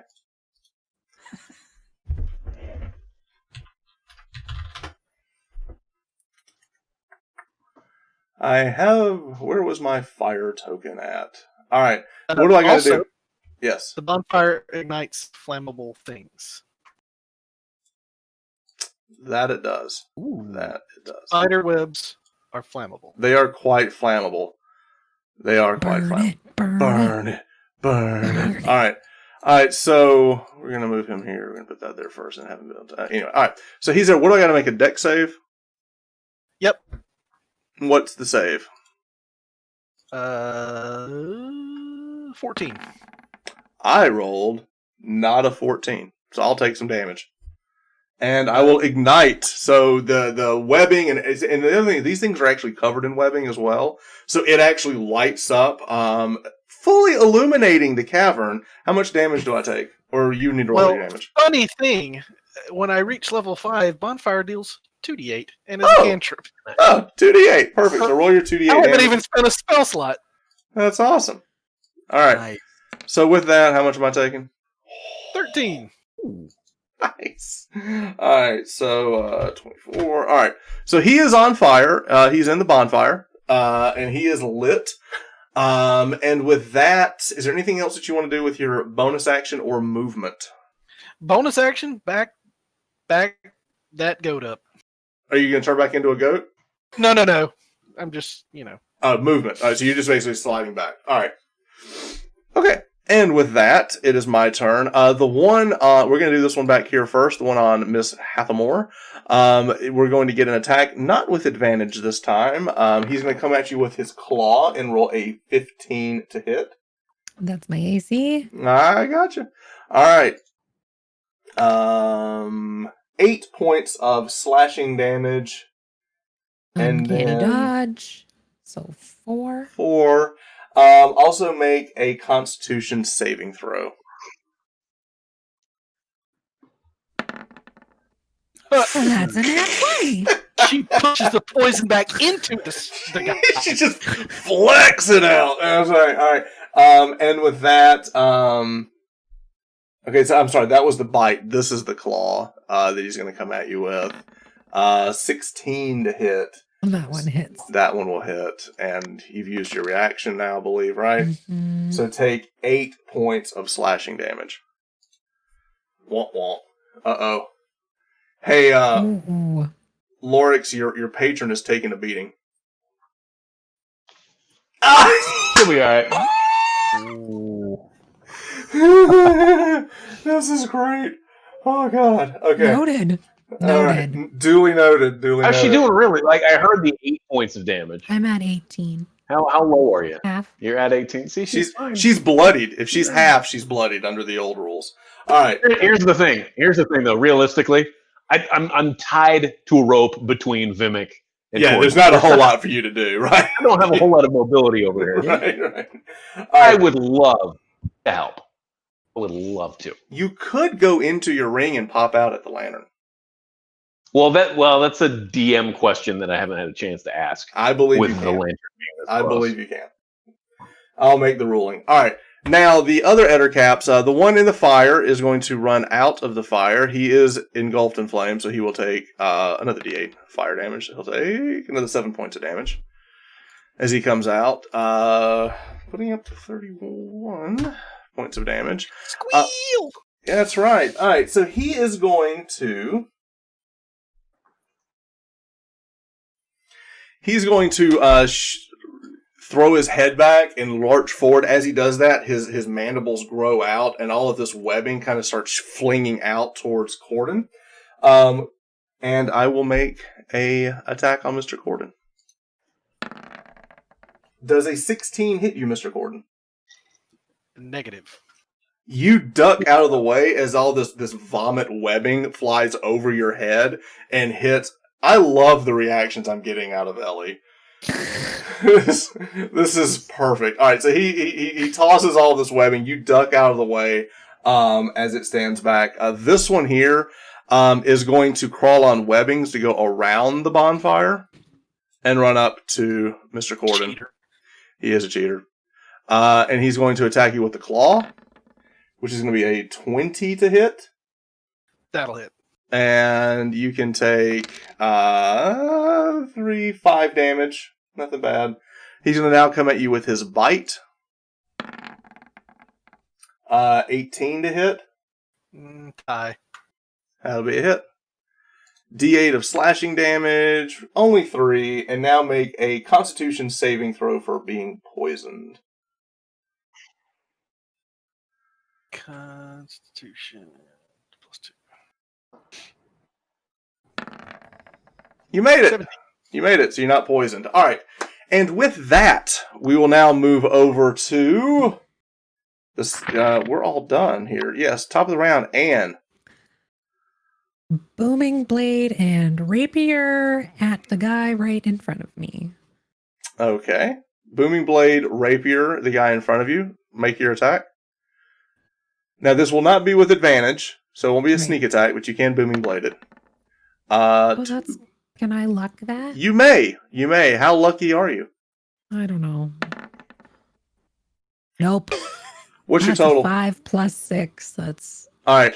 You try and you fail. You stab at it. It's just, it dodges out of the way. The cracking boom sound kind of cued it to move out of his way. As you swing above it, it ducks under you.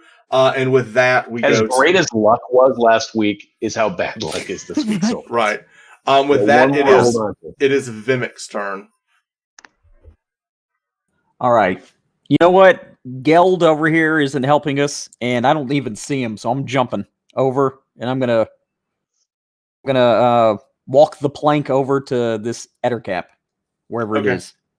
All right, so you can easily go from here to here, and you want. So where are you trying? Are you trying to get where Delg is, but you've still got to get. Anne is still in the way.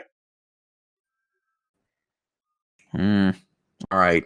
You could try to run and leap over. I will let you try that because.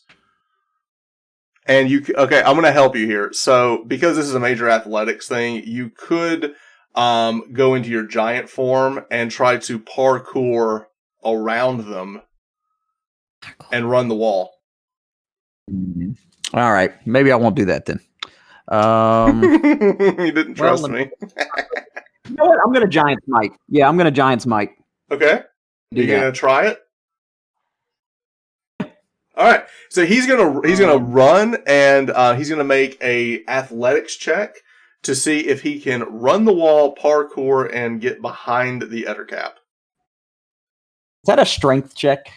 I'm going to let it be, yeah, because you're basically climbing the sod as you're running. All right, so that's advantage. That's advantage then. Mm-hmm. With Giant's Might. It's also a leap, which also works as well. All right, so you're going to run. You're going to take these big bounding steps. You jump, you run across the wall, and you will land behind the Ettercap. As soon as you land, you're landing again on that. Okay, more rocks fall away as the same spot. No, this is a different spot. Different spot you land on. You crack the rocks, so you do land behind the Ettercap. You're now. Can attack with advantage. So you basically bonus action. You got giant you then ran did an athletics check to parkour across the wall. You landed behind it, and now you have your action. With advantage, the 11, what's the bonus? It went up, and 18 total. 18 total. 18 is going to hit. So roll 2d6 for the maul, another d6 for being in giant form. So 3d6 plus your maul damage, which is 3, I believe. So 3d6 plus 3. Reroll the 2 because of your great weapon fighting. All right, so 3, 6, 9 plus 3 is 12 for the first attack, and now you get to make a second attack. He just falls into the chasm because I'm going to move him 5 feet over. Is there a save for that? I don't think so. It just says There is. There's not. you can move it 5 feet to an unoccupied space. There's not. There is not. All right, so you run, parkour, land, you grab the maul, you just sweep him Scoot him off, up. and he falls into the oblivion to go find Soot. Oh, Too soon? Too soon? I'm sorry. Wow. I'm so sorry. All right. That was not tragic. You sorry see, at this all. is just the salt. This is just salt right here, right into the Oh, wound. that was sad. That was a catastrophe. Catastrophe. Oh, perfect. All right. So you use the Crusher feat, the new Tasha's feat Crusher, to basically sweep the monster into the abyss from whence he came as he falls into the chasm. Now, with that, that is Vimak's turn. It's now Lorex's turn. They're staring down at 2 Ettercaps over here. How much slack exactly is there between us as we're all tied together with You are pretty tight between you and Delg at this point. Can I even reach the Ettercap that's on the other side of Corbin? Yes, you can. I can reach that one? Mm-hmm. All right, I'll take a swing. Okay. Is it flanked? It is. It is flanked. Okay, we'll take swing number 1. Okay. That's a natty. Yeah. This team is rolling. You know, y'all started bad, and as we've come into this, the dice have gotten really hot. I told you we got How all the bad hurt- rolls out at first. How hurt does this thing look? That one not hurt at all. The one that's hurt's far back. All right, ladies and gentlemen, I will move to Smite. Eldritch Smite. Nice. Yes, you will. For an additional 4d8. All right, so how much total damage are we doing here? Because you're doing 2d6 with the weapon. 2d6 with the weapon, 4d8 for the smite, And then another it'll be- 2d6 for the weapon, because it's double. and then another 4d8 for the smite, correct? So 46 and 48. Oh, 46 and 48. Gotcha. Right. Let's go. Brrrp. So 46, we have 12. And then for 48, we have 14. 28. we have 26 plus the 2 cold damage from my genie will be 28. Plus the extra 10 damage from my great sword of life drinking. I totally forgot about that. This is the first time he's landed a crit with his magic sword, and so you smite. So with all of the stack damage, and then plus 4 for my strength and my improved pack weapon. all right. So how much total is this? Because our record in one swing was 50 damage. 42 is all. 42, only 42, just shy of the record. Only. How do you want to do this? He's taut at the end of the rope. He gets pulled back as Vimak goes that way, and he'll pull back again, pulling Vimak a little ways, and just reaching over the gap and just catching the thing right on the neck. As he and Vimak kind of fight for control of the rope. I like because you're all tied to the rope. All right. So the end of the sword, you use the Eldritch Smite, the Genie Smite, to kind of come into it. It cuts his head. His head actually spins off. And like it bounces onto the rock and falls off. As his body falls backward, his head goes off to the side of the chasm. Now, Cordan, you see this in front of you, and as his head falls off, there's actually like this geyser of this black goo that comes out of his body as it falls backward.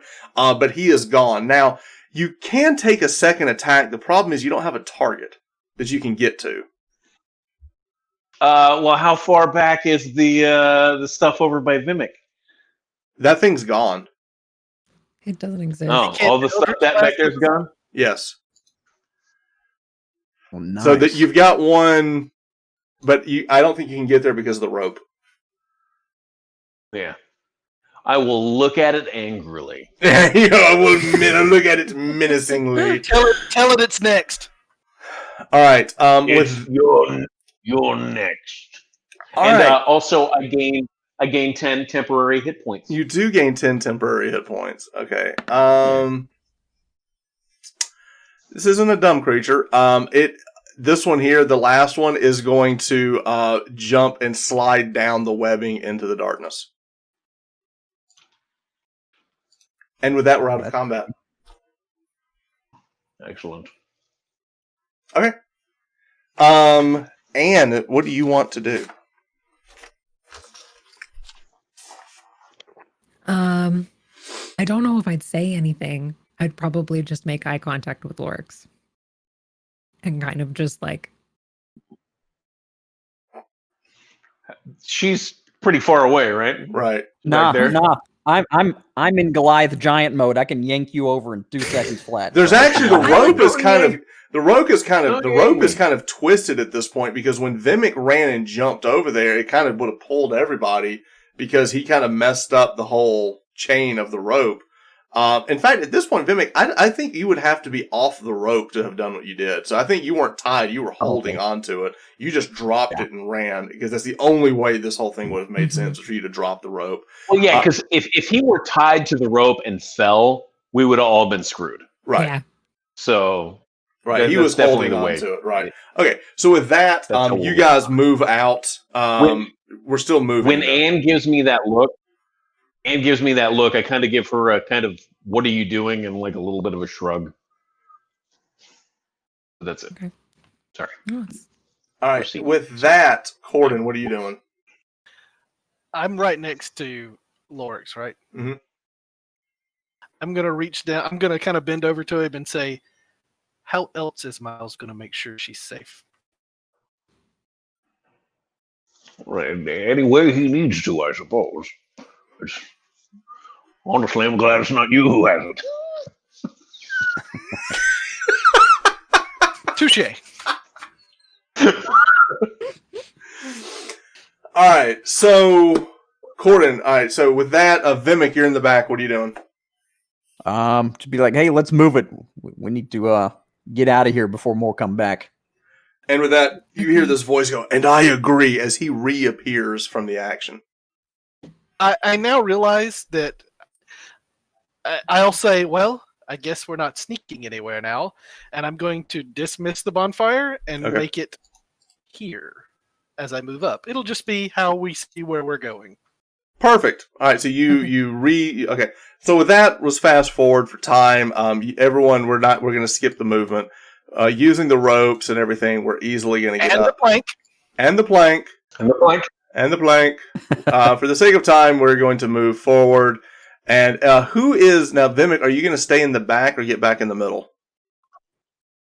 I'll say in the back just so Okay. it'll be All right. easier. So for the sake of time, everyone, we're going to move back up. We're going to get all the way, and we'll say that at this point the bonfire, we don't need it anymore. We'll put it behind you as everyone crosses across. So we're just going to kind of get to the next part for story purposes. All right. So at this point, you get to here. And let me see, how did this thing... All right. You're at a point where it looks like it disappears into the wall. What you do see is that while the light doesn't penetrate, you see like there's a little bit of a jump. And Cordan, you're very perceptive. And what you see is that the wall in front of you doesn't look like it's really there. But you're going to have with to... my scimitar and kind of. You reach out and you see it's like an illusion that there's even something there. Light doesn't penetrate it, but you're able to kind of stick your arm through it. Ooh. I'm going to turn around and look at Lorex and say, "Well, Here goes nothing, and I'm going to leap through. Okay. All right. So everyone else in the party sees Cordan just run and leap through, and is now disappeared into the wall. Like you see him vanish into the wall. I'm half a step behind him. Like as he's jumping, I'm running to jump in. All right, you jump as well. Whoa, I didn't realize you could do that. All right, so you run and jump as well, almost knocking into Cordan, who stopped to kind of look in the room. So Cordan, you stop, you look, you see these sarcophaguses in the room. Sarcophagi, because there's multiple sarcophagi. And this dwarf comes barreling over, kind of knocking you over. And also the other dwarf as well. And then we'll just go ahead and for story's sake, we're all jumping into this room. And the lantern lasts for an hour. It does. So you're still casting this giant daylight and into the room. All right. So with that, we are now in this room. You're looking over. You see this giant brazier in the middle of the room, unlit. But you do see 3 moderately sized sarcophagi, not full sized, because they're dwarven sarcophagi. I would immediately say, nobody touch anything. Let's take our time. And he is saying that because Wes has been gaming with me for 20 years, and he knows when a sarcophagus comes in, there's problems. Or have I changed my stripes over the years? We'll see. All right. That was metagaming because not because you know the story, because you know the DM. So Cordan, you're up. What are you doing first? I'm taking a long, sweeping look of the room. Okay. I'm looking at everything I can. Looking at the brazier. Does the brazier appear to be magical? It does not seem to be a magical, that you can tell. Does it look like the air caps or the spiders have been in here? No. That's interesting. You don't see any webbing in the room. No signs of You see webbing. cobwebs, but not like you saw out there. Do I see Dwarven script anywhere? Yes, on all 3 of the sarcophagi. I would encourage Delg and Lorex to read internally, not aloud, and see if they can Good thing make you said anything that. out of this. Yes. Okay. So I was totally going to read it aloud. So internally, what you see here, in each of these are Dwarven script. One is Here Lies Glorwyn. Another one is Here Lies Mitrikar. And the last one says Here Lies Dallin. So the Dwarven kings are Glorwyn, Mitrikar, and Dallin.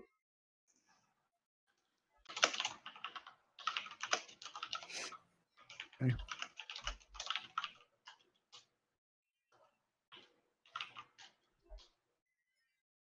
Gonna look over at her oh so useful dwarven friend and be like, "This mean anything to you?"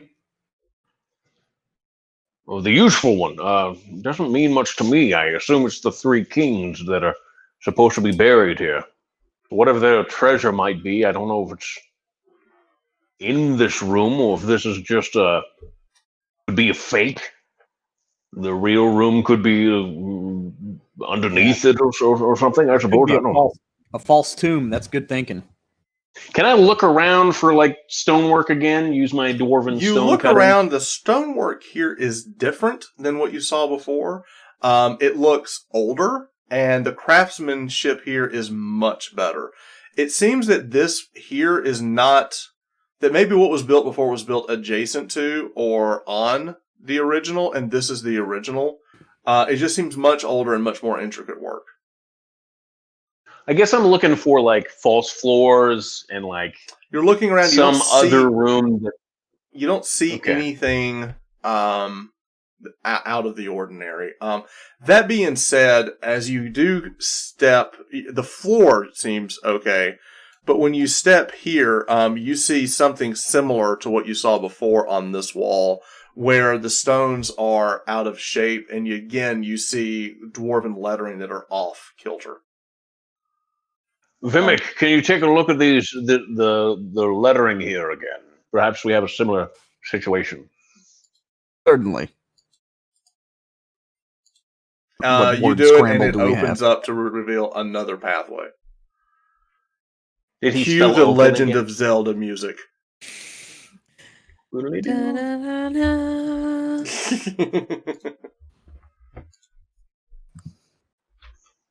All right. Oh, there's another path. We have 3 rooms. And what is that, a brazier in the middle? Yes. I want to encourage Anne to investigate the sarcophagi to see Yeah. if they look trapped. My passive investigation is 18, but I would definitely be taking as close a look as I possibly can. Okay. All right. So which one do you want to check first? Move your I'd character probably- token. Let's go with the furthest one away from everybody else. Okay. What's the name of the king in that one? Dallin. Is that Mitricor? That's Dallin? Dallin. D-A-L-A-N. Dallin? Yeah.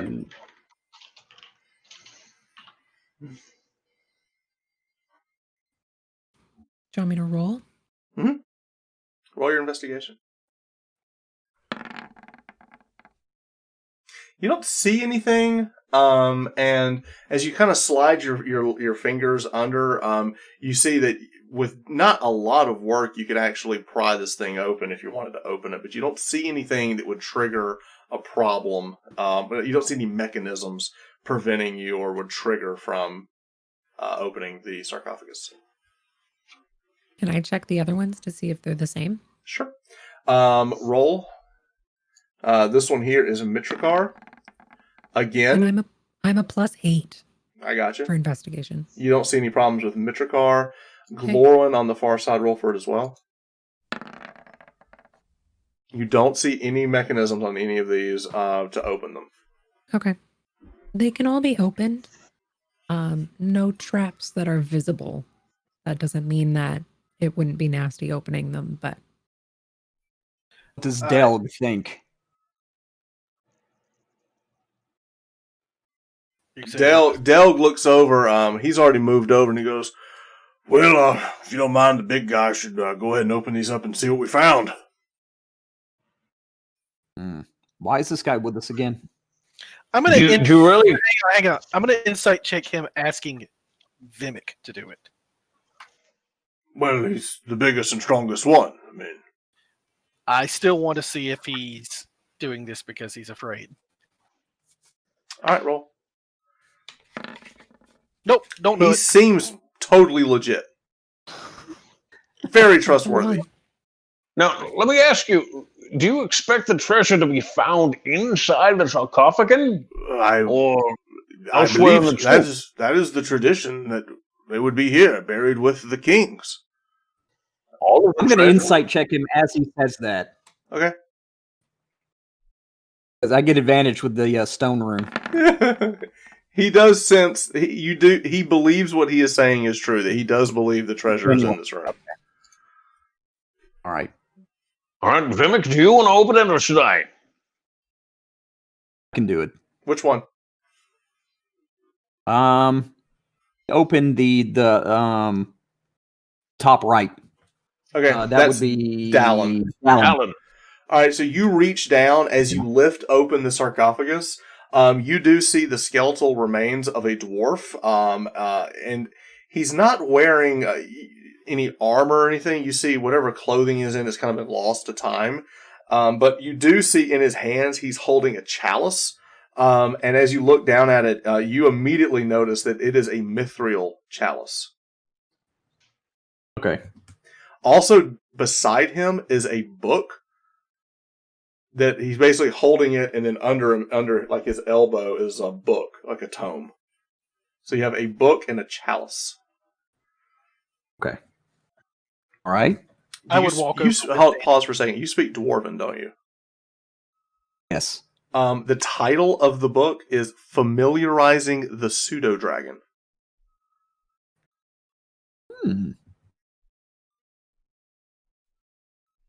I would like to become familiar with the pseudo dragon. All Okay. right. A book and a cup. So you're going to take All the right. book in the A cup book and just and a put it in your cup. bag? Or Yeah. do we potentially think that we might need these later on for a ritual or offerings? I suppose Maybe. it's probably valuable, but I want to take the the book and a cup. I've heard them talk. I heard them say the title of the book, Mhm. and I want to do an Arcana check on it. Sure.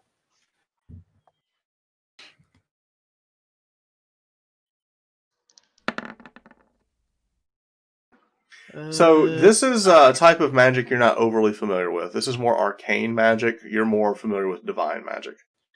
Right, but I'm going to take the book, and I'm going to walk over to Anne, and I'm going to hand it to her. To And me. say, I got a good feeling about this. Okay. Arcana check, Anne? Yeah.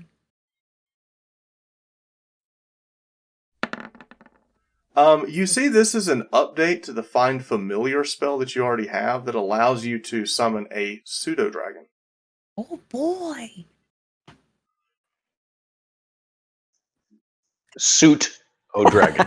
A suit of dragons. Suit oh dragon. My southern has come onesie through with a before. dragon It's head. a suit of dragons. Not a suit of dragon, a soot. A of dragon. soot of dragon. Oh. Hey, the name would still fit. It actually would. It would. All right, so you have the Mithril Chalice, you have the book that Anne now has, and that was out of the Tomb of Dallin. Right. I'll try Mitrikar now. All right, Mitrikar, go and open it. I need to roll anything. No, you open it up again. Much the same that you saw before is a dwarf that is the skeletal remains. The clothing, you can see the thread on this. It was not as ornate as the one before, but it is It is wearing a silver amulet around that's pretty ornate. It's not mithril like you saw before, but it is an ornate amulet that seems magical in nature. There is script around the amulet itself. There's also a vial, a fairly large vial of orange liquid. Okay. Is the script legible to me? Or readable? It is. There is, Okay. as you take it off, you look on the bottom of it. It is kind of like it's something that's written as almost like you would give to a friend. Like it's written in a sense more like not if this was a gift to him. It says "Happy Drinking." Okay. All right. Shall we do the last one? Go for it. We'll do the last one.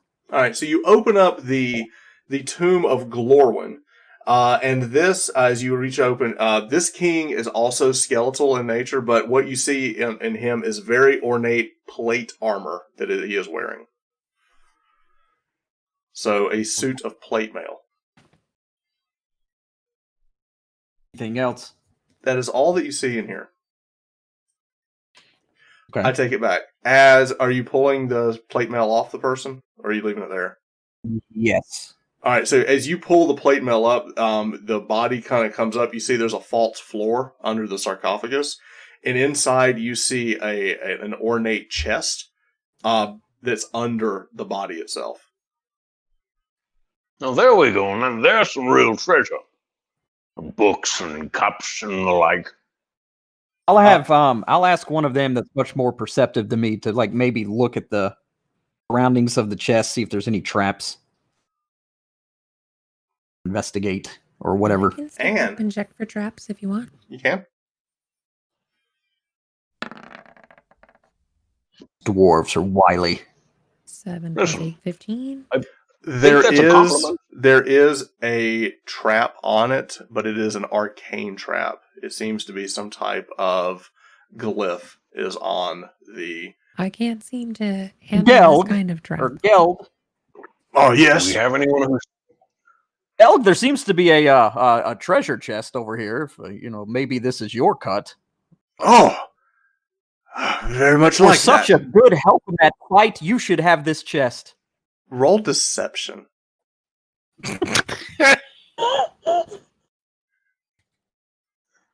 Oh, please roll high. Don't you get advantage because of the cloud rune? Let me see. Let me see. Oh, I do. Rune Knights are broken. So broken. Oh. Hang on. Oh, this guy is dumber than the sarcophagus that we're looking at. I'll take it. Right, I'm gonna go sit in the corner and take a Step back. short rest. There's a massive explosion that happens that cracks the sarcophagus open. Delg explodes in front of you, and there are pieces of him flying everywhere as his body falls over. Now, the chest drops to the ground undamaged, but there are pieces of Delg all over everyone. It is a grisly, like Quentin Tarantino scene of this massive explosion that happens as Delg is no more. As the pieces are dripping off my face, I'm going to say, I'm not going to lie, that felt a little heavy-handed. Well, he was a freeloader. He didn't So help us the at all. enchantment Well, is who's gone. Who's going to open it Enchantment's now? gone. Because I'm not touching that thing. I'm just going to walk over to it and flip it open. You flip it open, and what you find inside is 12 mithril bars, ingots. Mandalorian here, yeah, nice. I'm going to say, well, It's a giant cask of Beskar. Yeah. I suppose we should put the whole chest in the bag of holding. Just Yep. now, I'm not really like, okay, this is cool and all, but I want to turn and look at the brazier and see if there's anything written on the brazier. You do look around the brazier. It does seem ornate in design, but you don't see anything. You don't see anything written on it or anything like that. It just seems like a very ornate brazier. I'm going to put bonfire in the middle of it. Okay, all right. So you put a bonfire in it. It lights up the room. In the distance, from the you do hear something breaking to the side of you. You just see the echo of combat as it's echoing through the chambers. So this sound is coming here. So whatever is happening with the goblins is still going on, but it's in another part of the cavern. And with that, I believe this is a good stopping point to pick up next week, as everyone at this point we found the secret passage that led to the dwarven tomb, and we found some treasure. Just as a cool point, the three kings were named after three of our Discord people who rolled for the loot tonight, which was Glorwyn, Mitrikar, and Dallin. The vial that you found was rolled by Bible Nate, another person in our channel. So all of this loot was coming from you, but you're going to have to do a little bit of work to figure out what the amulet and the potion is in next week's coming adventure. So with that, everyone who was watching, thank you so much for following us tonight. Be sure to join our Discord. Follow Elbel on Twitch. And until next week, keep rolling with advantage. Thanks, everybody. Thank you. Thanks, everyone.